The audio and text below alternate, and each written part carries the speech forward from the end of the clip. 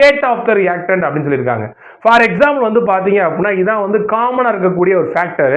ஒரு சாலிடு இல்லை ஒரு லிக்விட் இல்லை கேஸ் இந்த 3 டைப்ல நம்ம ரியாக்டன்ட் எடுத்துக்குவோம்.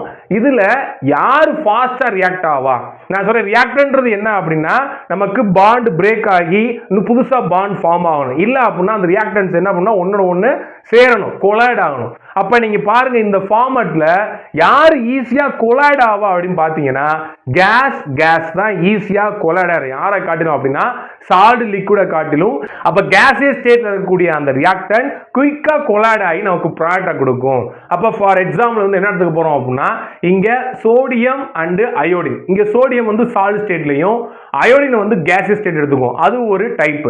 இன்னொன்று வந்து பாத்தீங்கன்னா சோடியம் சாலிட் ஸ்டேட், அயோடினும் சாலிட் ஸ்டேட். இப்ப நீங்களே சொல்லுங்க சாலிடு இவங்க ரெண்டு பேரும் வேகமா ரியாக்ட் ஆகி சோடியம் அயோடைடு கொடுப்பாங்களா இல்ல ஒரு சாலிடு கேஸ் இவங்க ரெண்டு பேரும் வேகமா ரியாக்ட் ஆவாங்களா அப்படின்னு பார்த்தோம்னா இந்த சாலிடு சோடியமும் கேசியஸ் அயோடின் தான் ஃபாஸ்டா ரியாக்ட் ஆகும். இது ஸ்லோவா ஆகும்.